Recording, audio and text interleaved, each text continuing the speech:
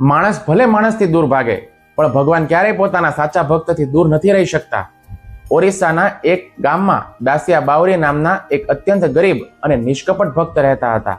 તે સમયની સામાજિક પરંપરાઓ અને વ્યવસ્થાના કારણે તેમને શ્રી જગન્નાથ મંદિરમાં પ્રવેશ કરવાની મંજૂરી મળતી નહોતી. પરંતુ દાસિયાના હૃદયમાં ભગવાન જગન્નાથ માટે અખૂટ પ્રેમ હતો. તે દૂરથી જ નીલચક્ર જોઈને ભગવાનના દર્શનનો સંતોષ માનતો અને સતત પ્રભુના નામનો જપ કરતો હતો. એકવાર દાસિયાના ગામમાંથી એક બ્રાહ્મણ પૂજારી જગન્નાથપુરી દર્શન કરવા માટે જઈ રહ્યા હતા. દાસિયાએ પોતાની મહેનતની કમાણીમાંથી એક સુંદર નારિયેળ ખરીદ્યું અને તે બ્રાહ્મણને આપીને કહ્યું, પંડિતજી, કૃપા કરીને મારું આ નારિયેળ મારા પ્રભુ જગન્નાથને અર્પણ કરજો. પરંતુ મારી એક શરત છે. તમે ભગવાનને કહેજો કે જો તેઓ પોતાના હાથે આ નારિયેળ સ્વીકારે તો જ આપજો. જો તેઓ હાથ ન લંબાવે તો આ નારિયેળ મને પાછું લાવીને આપજો. બ્રાહ્મણ મનોમન હસ્યો અને વિચાર્યું કે આ ગરીબ અને અભણ માણસ તો ગાંડો થઈ ગયો છે. લાકડાની મૂર્તિ વળી ક્યારેય પોતાનો હાથ જાતે લંબાવીને કંઈ લઈ શકે? છતાં પણ તેણે નારિયેળ લઈ લીધું.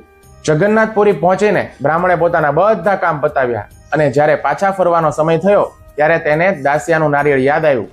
તે ગર્ભગૃહ પાસે ગયો અને મજાકમાં જ મૂર્તિ સામે જોઈને કહ્યું, હે પ્રભુ, તમારા ભક્ત દાસિયાએ આ નારિયેળ મોકલ્યું છે અને કહ્યું છે કે જો તમે જાતે હાથ લંબાવીને લેશો તો જ આપવાનું છે.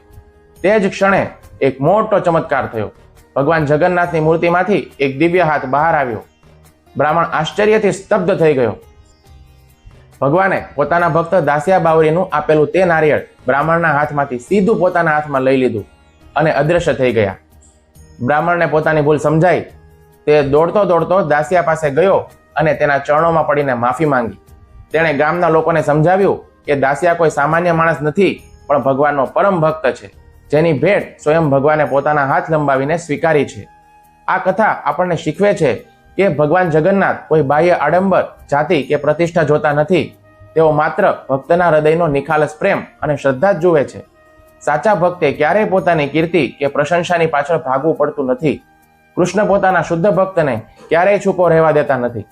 શ્રીમદ ભગવદ્ ગીતામાં શ્રી કૃષ્ણ વચન આપે છે, નમે ભક્ત પ્રણશ્યતિ, એટલે કે મારા ભક્તનો ક્યારેય વિનાશ કે પરાભવ થતો નથી.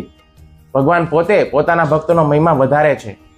શીલ પ્રભુપાદે જ્યારે પાશ્ચાત્ય દેશોની અંદર પ્રચાર શરૂ કર્યો ત્યારે ઘણા રૂઢિચુસ્ત લોકોએ વિરોધ કર્યો હતો કે વિદેશીઓ કેવી રીતે કૃષ્ણ ભક્ત બની શકે.